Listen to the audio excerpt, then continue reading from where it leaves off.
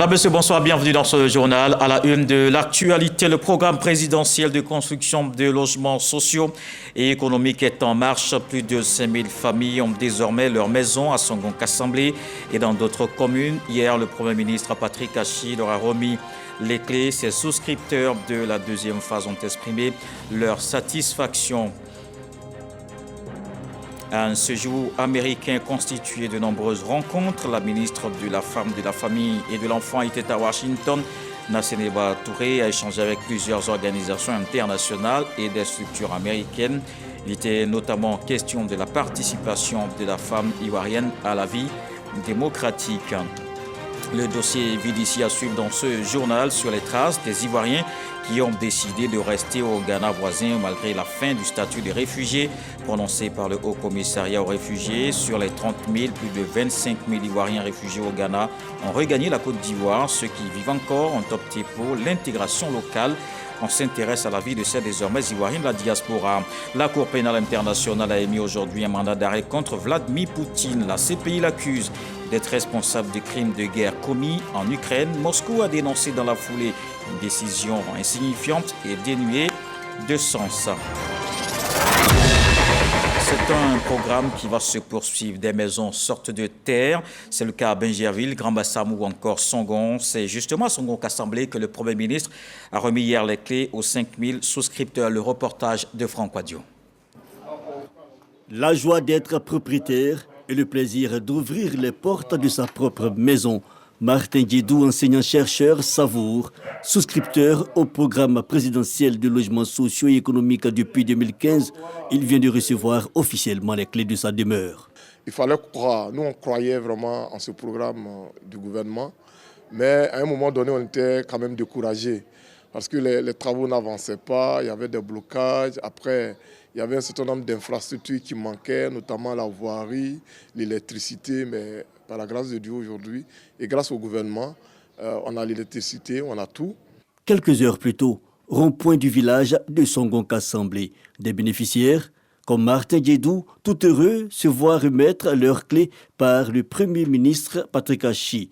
L'aboutissement des longs processus pour 2022, 5617 logements sont disponibles. Ce moment singulier qui consacre l'ensemble des efforts menés jusque-là pour faire de nous des propriétaires est une étape significative qui marque d'une pierre indélébile nos vies à la fois sur le plan familial et personnel. Le plus grand merci que nous puissions offrir en retour sera de veiller au bon entretien de ces espaces de vie. Les opérateurs et partenaires immobiliers partagent le même état d'esprit. L'engagement à relever le défi de participer à cette politique gouvernementale du logement pour tous. Une de leurs préoccupations d'ailleurs relevée par la tutelle, la nécessité pour l'État d'achever les travaux de viabilisation avant d'engager ces derniers dans le processus. Bruno Damagné-Koné cependant rassure, le programme présidentiel garantissant à tous l'accès au logement demeure une réalité.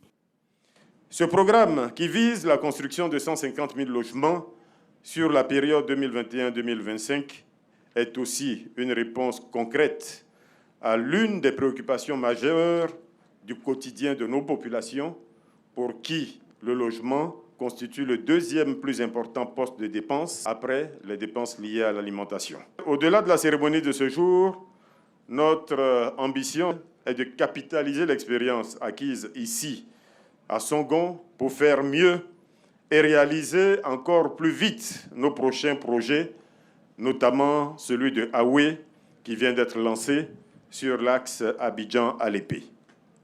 Ce dispositif nouveau a commencé à faire voir ses fruits avec des perspectives plutôt rassurantes pour nous. Nous enregistrons en effet à ce jour des intentions de construction d'une trentaine d'opérateurs pour un total, tenez-vous bien, de plus de 400 000 logements projetés, dont certains chantiers ont déjà démarré.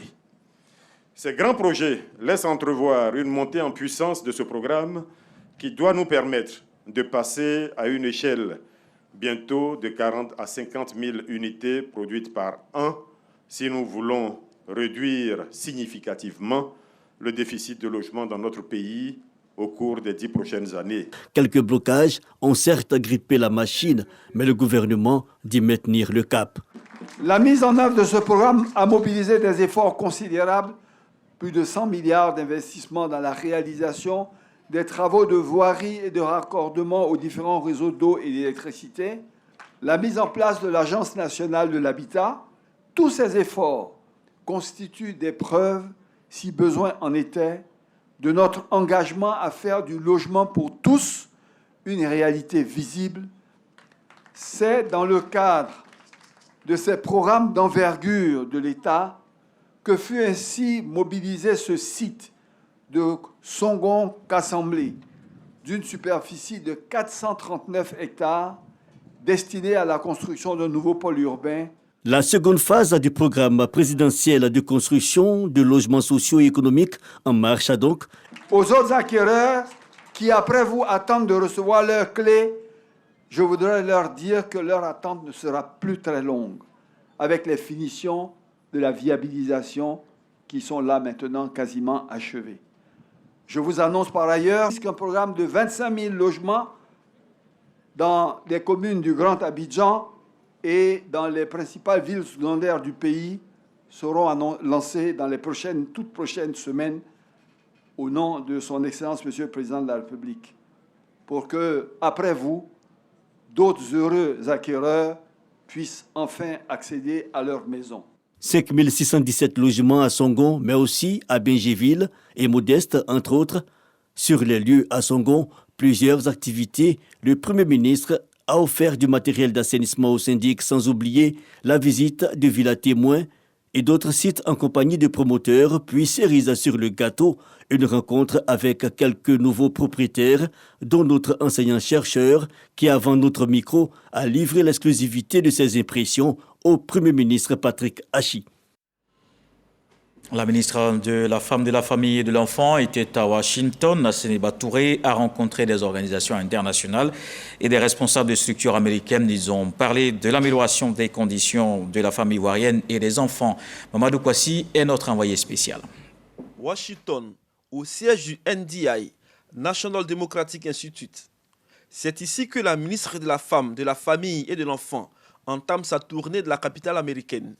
Au centre des échanges, la question de la participation des femmes ivoiriennes aux Jeux démocratiques, ainsi que leur appui à l'autonomisation.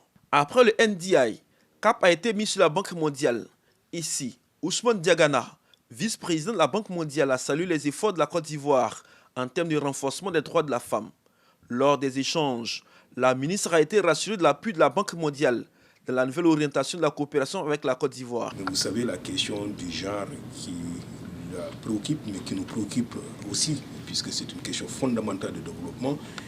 Et Madame la ministre a fait un plaidoyer fort, éloquent par rapport à ce qu'elles font, mais en même temps, leurs besoins. Et en tant que partenaire de la Côte d'Ivoire, je lui ai donné des assurances qu'en plus des programmes qui existent, dans le cadre de nouveaux stratégies de partenariat de la Côte d'Ivoire avec la Banque mondiale qui a été adoptée par notre conseil d'administration il y a 2 mois, où le développement du capital humain est au centre de nos priorités, nous allons travailler avec son ministère pour renforcer notre coopération et contribuer à l'agenda véritablement de l'inclusion et d'un développement inclusif en Côte d'Ivoire. Au siège du PEPFAR et de l'USAID, la ministre Nassénéba Touré a présenté à chaque étape les actions du gouvernement pour l'amélioration des conditions des femmes et des enfants. Elle plaide pour un soutien en faveur de cette couche afin d'accompagner la politique de développement de la Côte d'Ivoire. Un tour d'horizon sur ce que nous faisons déjà et attirer leur attention sur d'autres possibilités. Et on a été très contents et on se rend compte qu'au niveau de ces différentes agences-là, le problème de l'inclusion de tous les genres, la question de la femme, des enfants, des familles et de la migration dans nos zones sont une réalité. Le département d'État a été la dernière étape de ces rencontres. Ici, les échanges ont porté sur la question de la traite de personnes. Occasion pour la ministre de la Femme, de la Famille et de l'Enfant de rappeler les initiatives du gouvernement et surtout celles de la première dame de Côte d'Ivoire, Dominique Ouattara, à éradiquer ce fléau. Démarche saluée par la partie américaine qui se réjouit du travail sur le terrain. Ici à Abidjan, l'état-major des armées a lancé un recrutement de sous-officiers et de soldats du rang. Les candidats concernés sont les diplômés dans les métiers comme la mécanique, le bâtiment ou encore l'électricité. Déjà plus de 5000 candidats. Le ministère de la Défense et de l'Enseignement technique prépare les conditions des tests pratiques d'Evisoyo Jamak Djadji.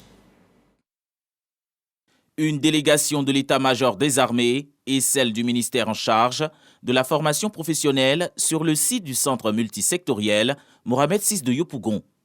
Une visite pour s'enquérir des installations d'évaluation du recrutement en cours pour le compte de l'armée. Il s'agit de recruter des sous-officiers et des militaires de rang ayant des diplômes dans les métiers de l'électronique, l'électricité, l'informatique, le bâtiment, la mécanique générale et l'automobile. Après une expérience peu fructueuse, nous avons engagé un partenariat avec le ministère de l'Enseignement technique, de la formation professionnelle et de l'apprentissage. J'avoue que ça porte fruit. En commençant déjà par la communication, ça a permis d'avoir beaucoup de candidats, 5496, et il était bon pour ce qui concerne les étapes à venir, surtout les tests pratiques, d'aller sur le terrain, voir les établissements et voir comment on peut tester nos candidats de sorte qu'au final, on ait du personnel qualifié. 8 établissements de Yopougon, de Vridi, de Trècheville, de Marcory et de Koumassi sont retenus pour les tests pratiques des candidats. C'est une fierté pour nous de mettre à la disposition de l'armée des compétences formées dans nos établissements, des talents pour faire de notre armée une armée d'élite. Le ministre nous a instruit de vraiment veiller à ce que ce soit les meilleurs qui soient sélectionnés pour être mis à la disposition de l'armée de Côte d'Ivoire. Cette collaboration est le fruit de la mise en œuvre du programme de l'école, de la deuxième chance et de l'Académie des talents. C'est à peu près 4 à 5-6 millions de jeunes qui sont diplômés sans emploi, qui sont déscolarisés, qui sont mal insérés. Donc l'ambition du ministère, et en partenariat avec les autres ministères, c'est de proposer des postes à pourvoir, de former ces jeunes en fonction des profils recherchés, de sorte que, au travers de l'école de la deuxième chance, ces jeunes aient véritablement la chance d'intégrer une activité.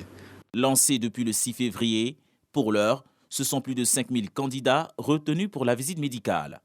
Ces jeunes formés par le ministère en charge de la formation professionnelle viendront compenser le déficit du personnel spécialisé en métiers vieillissants ou retraités de l'armée de Côte d'Ivoire. Les opportunités d'insertion pour tous, y compris ceux de retour au pays. Plus de 25 000 Ivoiriens réfugiés au Ghana ont regagné la Côte d'Ivoire en 2011 suite à la crise post-électorale. Ils étaient 30 000 à avoir trouvé refuge au Ghana voisin. Avec le retour de la paix et la stabilité en Côte d'Ivoire, le Haut Commissariat pour les réfugiés a mis fin au statut des réfugiés ivoiriens à travers le monde.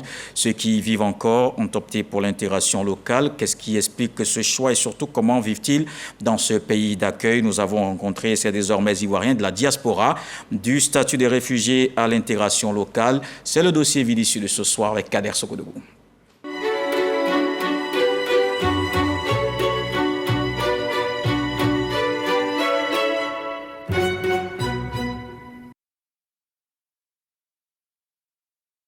Accra, capitale du Ghana, quartier Kassoa, Eric Kiplé, la quarantaine révolue, après une dure journée regagne son domicile.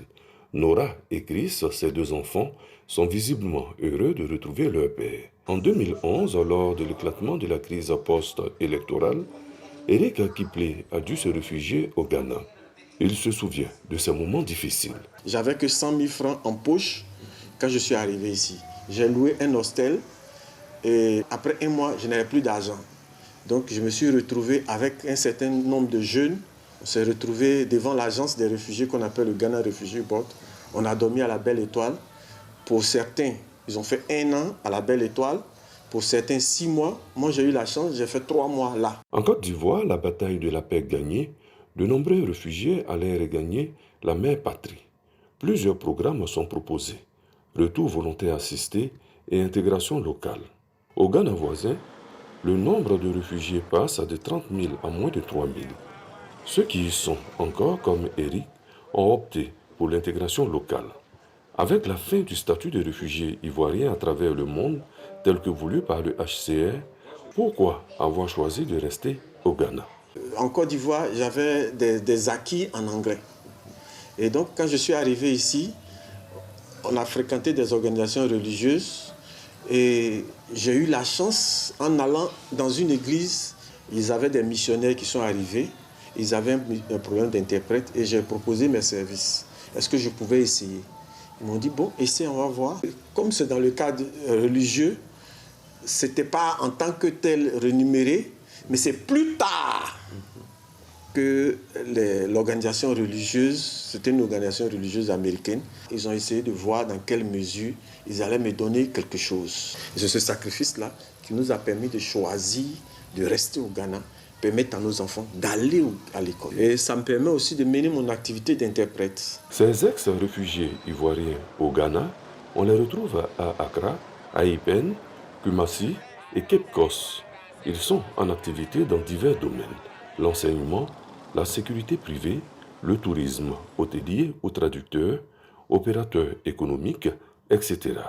Nazer Gappa et Frédéric Kouyo s'en sortent bien au Ghana. Et il était difficile pour eux de tout plaquer pour regagner Abidjan. Donc quand je suis arrivé ici, certaines personnes que je connaissais déjà depuis avant la crise, parce que je venais très souvent ici, ils m'ont sollicité pour dire, bon, comme tu es là, bon, on aura besoin de ton expertise, si tu peux nous aider à faire contrôle qualité de nos produits et tout ça. J'ai dit, ok, ça marche. Donc, de temps en temps, j'essaie d'épauler les gens dans leur business de acajou, soja, maïs, coco, et ça va. Par la grâce de Dieu. On dit merci à Dieu. Je ne peux pas laisser ça un coup pour un temps en Côte d'Ivoire. Aujourd'hui, je ne suis pas là pour des raisons politiques. La politique, c'est derrière nous. Je travaille ici. En même temps, je suis encore étudiant encore ici. Je suis dans la sous-traitance, c'est-à-dire que nous faisons généralement la surveillance des examens internationaux. On est suivi par des outils informatiques. Quand le client s'inscrit à travers notre logiciel, qui est un logiciel en ligne, on prend le contrôle de l'ordinateur. On fait la vérification du client. La ministre d'État, ministre des Affaires étrangères, de l'intégration africaine et de la diaspora, Kandia Camara, et son équipe, sur instruction du président de la République, Alassane Ouattara, sont à la rencontre des ex-réfugiés devenus ivoiriens de la diaspora. Lomé au Togo, Accra au Ghana et bientôt le Mali, le Libéria et la Mauritanie. L'objectif est clair, délivrer à ces Ivoiriens des passeports gratuitement. C'est la Côte d'Ivoire qui ouvre ainsi ses bras à tous ses enfants. Cela marque la volonté d'une Côte d'Ivoire solidaire, une Côte d'Ivoire qui tient compte, n'est-ce pas, de tous ses enfants, qu'ils soient à l'intérieur du pays ou bien hors du pays. Le président de la République a décidé de faire en sorte que chaque Ivoirien soit protégé. Donc vraiment, nous sommes heureux. Des ex-réfugiés fiers de ce qui se passe en Côte d'Ivoire. Je voulais dire au président de la République, son Excellence Alassane Ouattara, merci. Nous sommes dans un stade de reconstruction de notre nation. Nous sommes dans un stade de paix.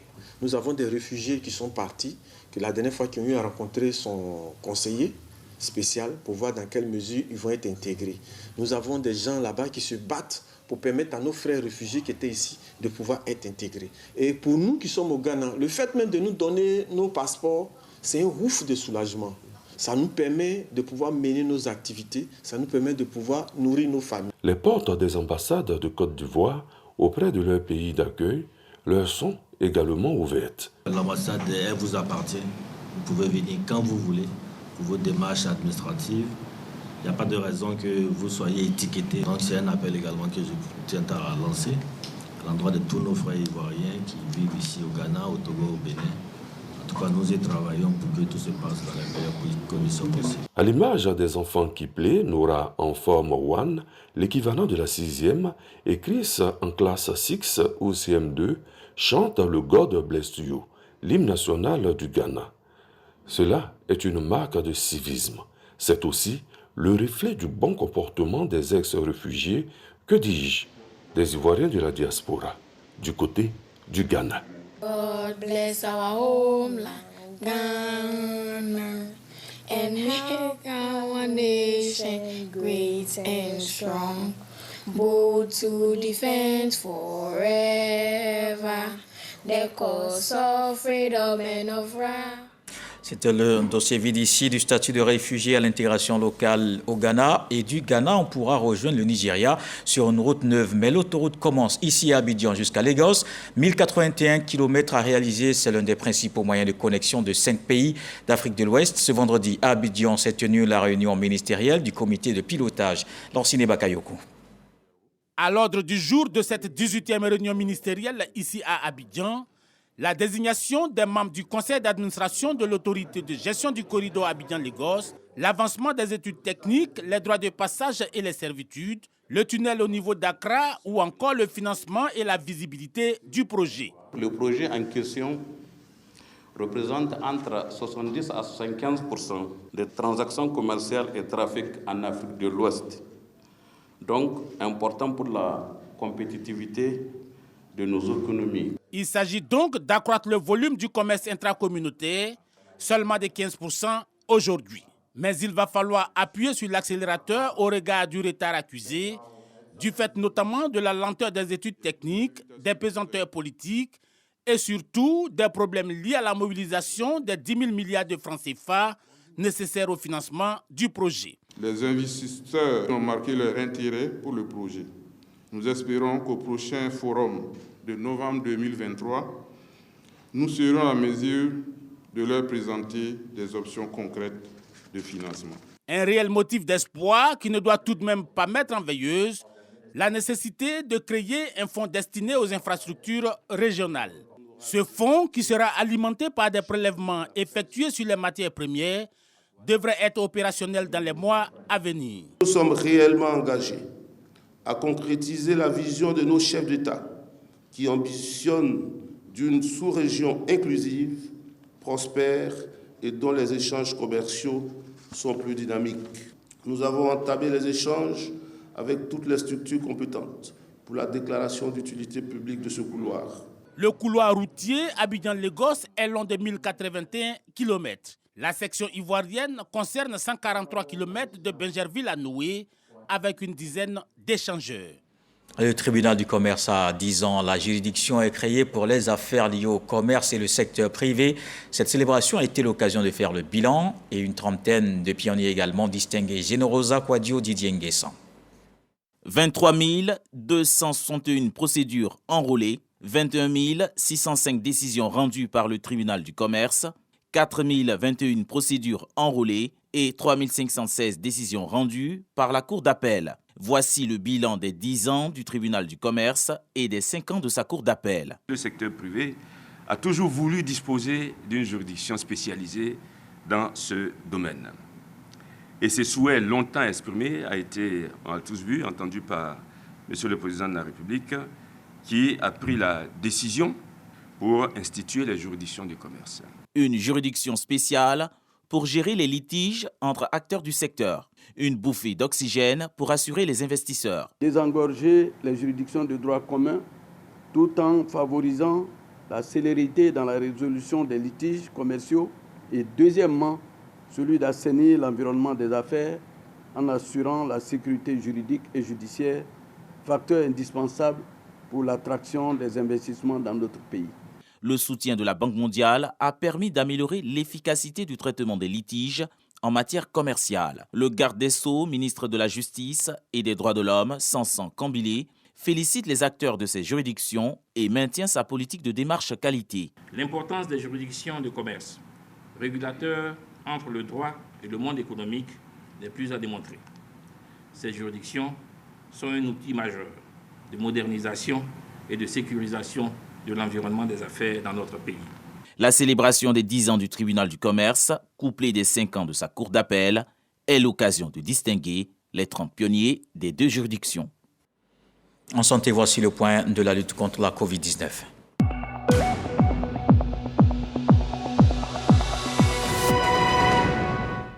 Le ministère de la Santé, de l'Hygiène publique et de la couverture maladie universelle a enregistré ce vendredi 17 mars 2 nouveaux cas de Covid-19, 4 guéris et 0 décès.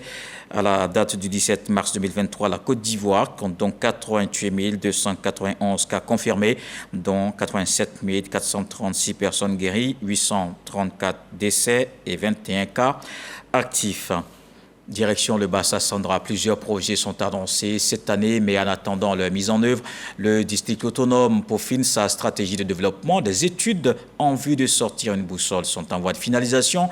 Des ateliers éclatés ont eu lieu dans les capitales des 3 régions. Les détails avec Sam Conan, notre correspondant permanent dans le Bassa-Sandra.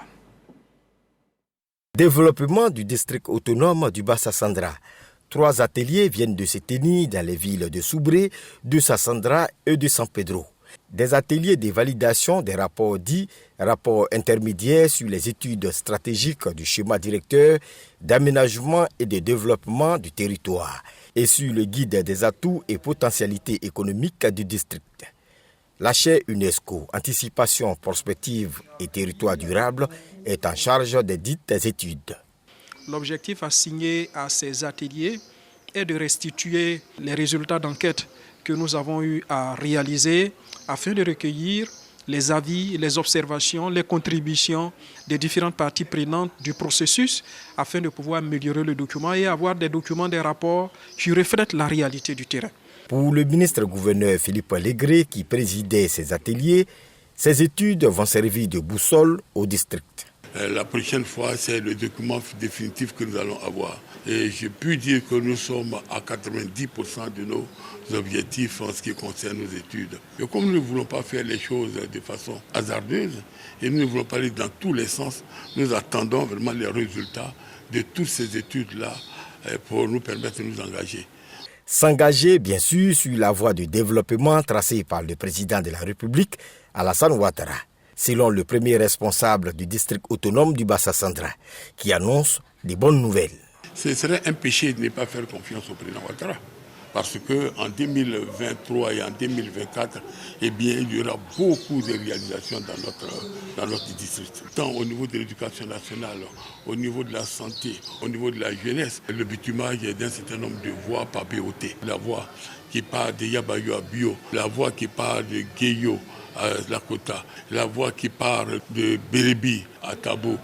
Évidemment, les voiries au niveau de San Pedro, de Sassandra, de Soubré, les travaux vont démarrer cette année. En attendant le démarrage de tous ces chantiers de développement, les travaux de renforcement de la route côtière lancés par le Premier ministre Patrick Achi sont quant à eux en voie d'achèvement pour le bonheur des populations. À Madinani, dans le nord, le développement se poursuit aussi. La commune dotée d'une salle multimédia, ce dont est à mettre à l'actif du général de corps d'armée, chef d'état-major des armées, Lassina Doumbia. Cet outil informatique vise à familiariser la population au numérique. Souleymane Doni Songou Abdoulaye Kone. La commune de Madinani, dans la région du Kabadougou, vient de bénéficier d'une salle multimédia. L'exécution de ce projet vise à familiariser la population à l'outil informatique.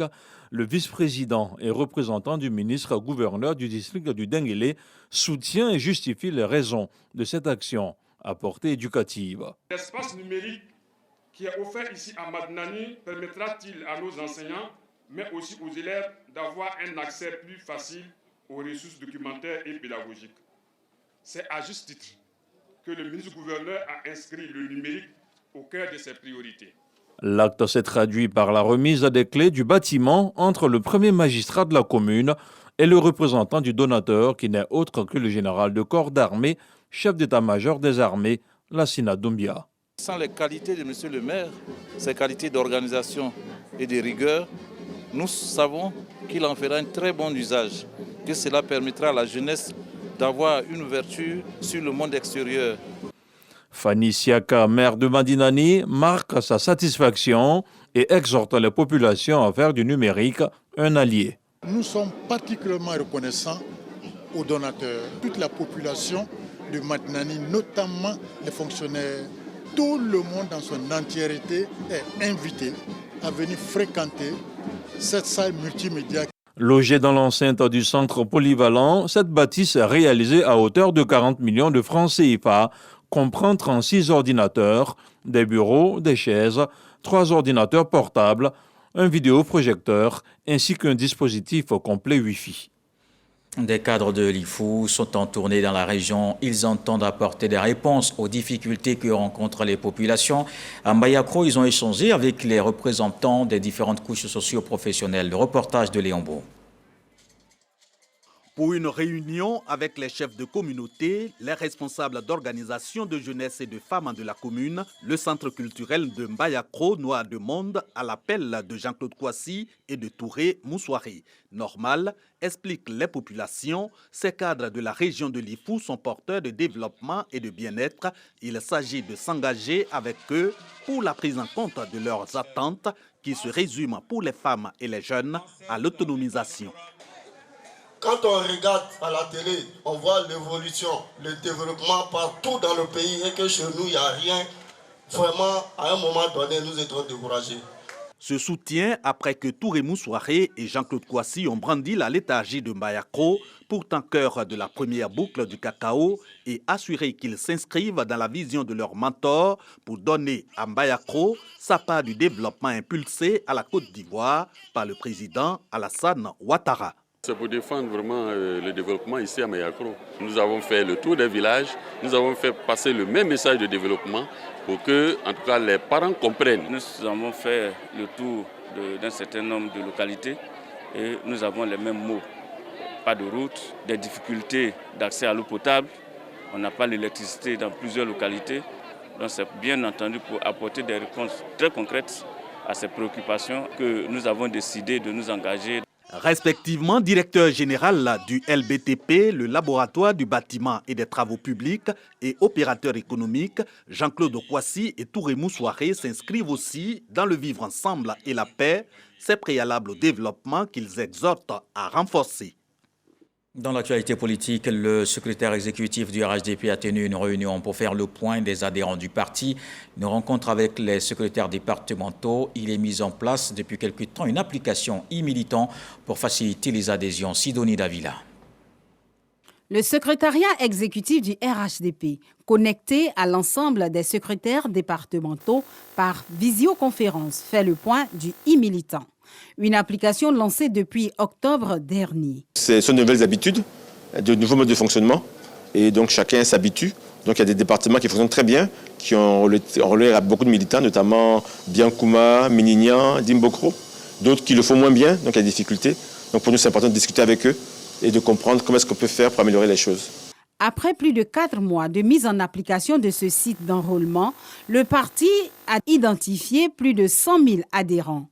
Le RHDP espère atteindre un nombre élevé de militants dans sa base de données. Il y a eu une formation et des formations, il y en aura d'autres encore, parce que l'ambition n'est pas de sanctionner. L'ambition principale est de pouvoir identifier le maximum de nos militants, de les connaître et de faire que le RHDP soit un parti vivant, vivace. Bon, notre potentiel est fort, mais dans le système, nous avons aujourd'hui 120 000 militants déjà identifiés, donc au bout de 3 mois et demi. Donc on va continuer à identifier et on a un potentiel de avoir 3 millions de militants. Le e-militant est un site d'enrôlement qui se veut un instrument de communication pour une interaction entre la direction du parti et les militants de base à travers la mise en place d'une base de données. Le Rassemblement pour la paix, le progrès et le partage a tenu sa première entrée politique. Le président du RPP, Ouattara Nyonzi, a rappelé les principaux objectifs de la formation politique. Laure Goretti, Didier Nguessan. Rentrée politique du Rassemblement pour la paix, le progrès et le partage, RPP. L'occasion choisie pour donner les orientations du parti aux membres et rappeler les idéologies. Le RPP compte des structures spécialisées de femmes, de jeunes, vaillants, entreprenants. La charge incombe désormais à chacun et à tous d'alimenter de leur énergie, vivacité, ardeur sincère et honnête de RPP afin que notre parti continue d'attirer et d'être courtisé. Sur la question de la participation du RPP aux échéances locales de cette année 2023, le parti se prononcera en temps convenu selon le président du RPP, Ouattara Nyonzi. Après ce meeting que nous venons de tenir au plan central, nous aurons d'autres meetings dans certaines communes. Lorsque nous aurons parcouru toutes ces communes-là et tous ces départements, nous serons en mesure de faire des communiqués pour indiquer quelle est notre posture par rapport aux élections à venir. Le RPP est un parti centriste qui milite pour la paix. Il a été créé en 2003 par Laurent Donafologo. Dans le reste de l'actualité, la Cour pénale internationale a émis aujourd'hui un mandat d'arrêt contre Vladimir Poutine. La CPI l'accuse d'être responsable du crime de guerre commis en Ukraine. Des accusations que Moscou a niées à plusieurs reprises. Un ordre du tribunal salué par le parquet ukrainien qui parle d'une décision historique. Moscou a dénoncé dans la foulée une décision insignifiante et dénuée de sens. Pendant ce temps, le ministère chinois des Affaires étrangères annonce que le président chinois Xi Jinping se rendra en Russie la semaine prochaine. Voilà qui m'intervient ce journal. Merci de l'avoir suivi. Retour de l'actualité 23h demain, 20h. Retrouvez Marie-Laure Goran. On se quitte avec ce que dit le sage ce soir. Quel que soit le rendement, le champ individuel n'égale pas celui de toute la communauté.